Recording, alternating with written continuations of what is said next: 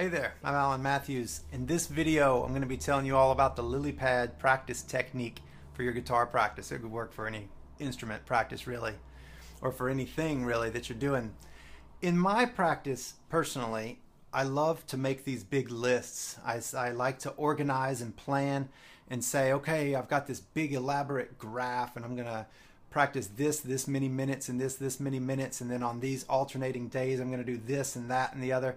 And I love laying these things up, but then whenever it actually comes time for me to sit down and practice, then I don't want to do those things at all. I get this like oppositional defiance disorder or something and just want to say, well, I'm not doing any of that stuff and you can't make me. And it's this, and so I really struggle with myself about this big list that's in front of me. It looks like there's a taskmaster.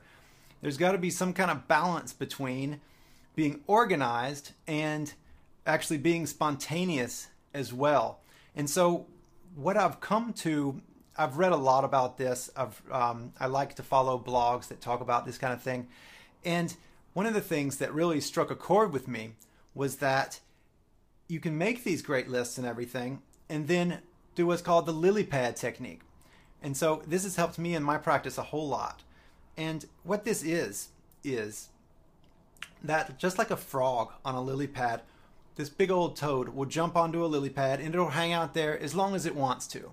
And it might, just be there just briefly. It might hang out there half the day, but it's there as long as it wants to be. And then whenever it gets done with that one, it just jumps to another one and just does it there as well. And this, in your practice, I think is really powerful because then you can really follow your interests.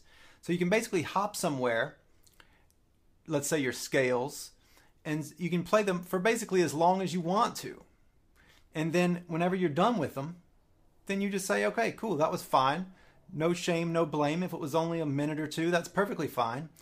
You can jump somewhere else and say, okay, well now I'm on to practicing this particular piece and I'm really excited about this piece and I'm going to spend more time here. I'm going to spend most of my practice time here. And that's great. That's fine.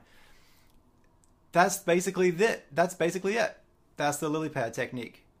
Jump to where you want to and hang out as long as you want to and play around on that to your heart's content. Now, here's the caveat. Here's the thing. That doesn't mean that you can ignore certain things. Today, you can jump anywhere you want, but knowing that if you only spend 1 minute on your scales today, tomorrow you should probably spend a little bit more time there.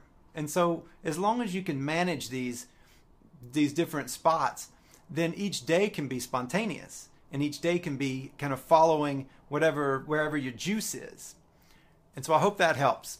This is the Lilypad technique. I hope you play around with it in your practice and I hope you have a great time. Take care.